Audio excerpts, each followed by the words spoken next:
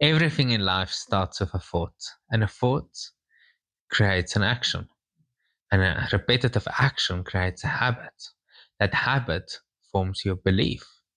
The belief becomes part of your reality. Your reality forms your character. Your character forms your identity. As the familiar saying goes, as a man thinketh, so it shall be unto him.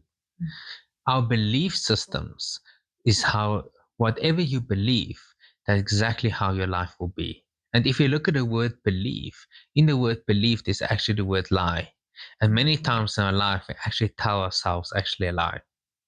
And that lie can also come from unhealthy soul tie entanglement. And many times we have a partner in our lives, and now the partner is disappointed in us due to some other behavior or something they project onto us. And now that disappointment forms part of our belief system. And now we actually pick up a belief out of a relationship which is not actually ours, but we think it's true.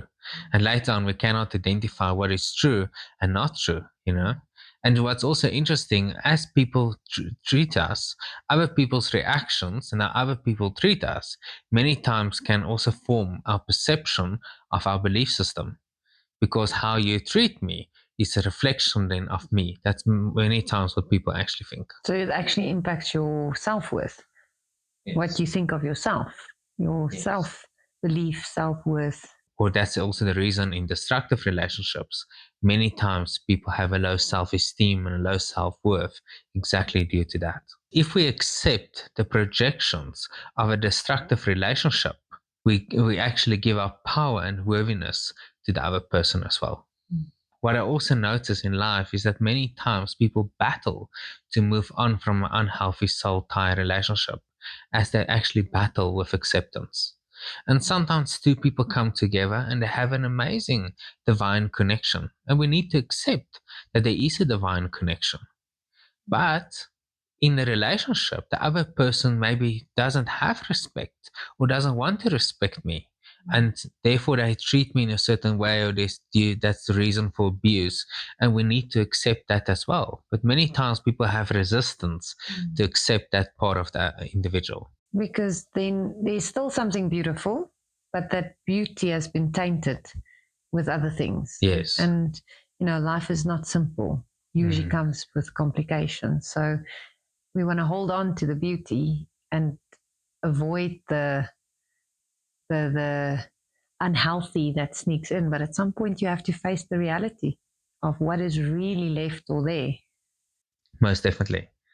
And we also sometimes an individual also doesn't want to be loyal to us. And then that's also what we need to accept, you know? That's their reality. Yeah. And that's their choice. Yeah.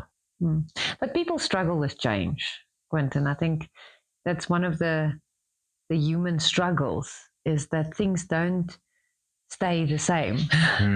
The person we fell in love with, the life that we started out with, will change, for good or for worse. Yes. We don't necessarily know. And like you rightly said, acceptance and facing what is there helps to be adaptable as the relationship shifts. Most definitely. So many times in life, exactly like you've mentioned now, we need to look at what is. We can see actually ourselves inside in the relationship. And then we can see, are we actually growing, or actually are we losing ourselves inside this relationship? It's easy to be in a relationship, but it's not always easy to be true to yourself and to be congruent with yourself. I think that's also a challenge many people have. True. Many Very people true. just want to be in a relationship because people believe if I'm in a relationship, then I'm loved, then I'm appreciated, I belong. But What's the quality of that what's the relationship? quality of the relationship? What it all goes with. Yes, for What sure. all it's about. So people have certain beliefs about relationships. And if I'm not in a relationship, people also have certain beliefs. And that's why people stay in relationships, even though it's no longer actually serving them. And I'm sure you've seen that with new people comes new worlds into our world. And those can be blessings or they can be curses. Yes. So let's think of an example. If say you are somebody who doesn't know much about motorbikes, didn't really show any interest in motorbikes, but then you start dating a biker. And with that person comes a whole biker community, breakfast runs, road trips, all these new exciting adventures. Yeah. And that can actually enrich your life. And even maybe long after you've broken up with this person, you have gotten your motorcycle license, you stayed part of the community, and that is now part of your life. But the opposite is also true. You could also be dating somebody, or you might not be a big drinker or smoker, and then you start dating a party animal, and before you know it, you are now drinking and smoking every weekend. And not that there's anything wrong with drinking and smoking, it's just to the extent that if it starts negatively impacting your life, creating challenges in your life, then that new world that opened up to you might not be so healthy or in congruence with who you are. I also think actually if you look at every person, it's like there's a whole new world. There's a whole world in every individual. And I think that's a challenge of a relationship. It's like two worlds that actually like needs to become one. And it's like, what world are you creating of that new person inside your life? Sometimes it's miraculous that people can be in relationships. Yeah. So as we invite or date new people and new worlds into our world, things change. Our reality changes. And with that, we might change. Yeah, and even our personalities is not actually that fixed. There's a part of our personalities which is maybe fixed, but there's definitely a part of our personalities which is not that fixed. Like, the word, if you look at the word personality, it actually says there's a personal reality. So when you're 18, you have a certain reality. You have certain friends, certain beliefs, certain aspects, and then that becomes your personality. Yeah, you show up in a certain way in that reality. Exactly. And then later on, you start working, and with that, there comes a certain responsibility. Now your personal reality change, therefore your personality also adapts. So there is definitely a part of your personality which is fixed, but it's definitely a part of your personality which adapts with the reality itself. And then I think one of our major challenges is that we also have our wounds, as we say. Yes. And we are not aware of them, and we don't always see how we keep attracting people that shine that spotlight on our wounds. Yes. So now we just feel this attraction, this connection, and we follow that person right down the rabbit hole into our own wounding. It happens so easily. Exactly. Now, what can we do to avoid repeating these patterns when we're not even aware of the wounding? I must be honest, Quentin, this sounds pretty hopeless, because on the one hand, we say, you're not even aware of your wounding. Then on the other hand, we say, but you will date your wounds until you heal.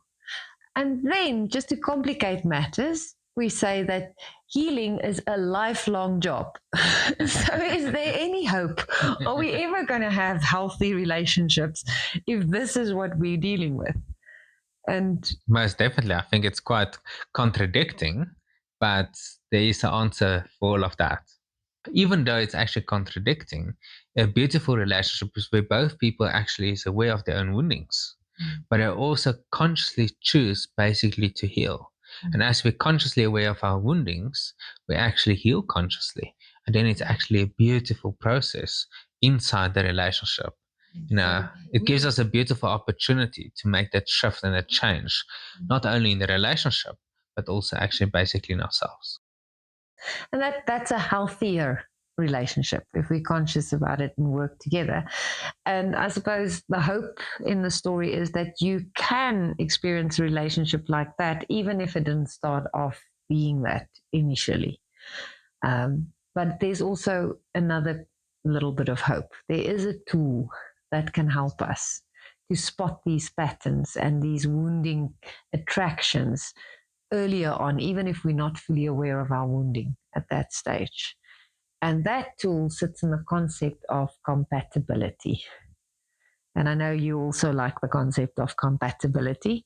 Yeah, in psychology, we learn compatibility is the key for any relationship to work or not to work. Exactly. I think it's the foundation for healthy, happy, long-term relationships. But it is also grossly neglected in the early stages of dating. Thank you for listening. And if this resonated with you and you would like to learn more about smart relationships, like and subscribe and look out for more videos on relationships. I must have caught you at a bad time.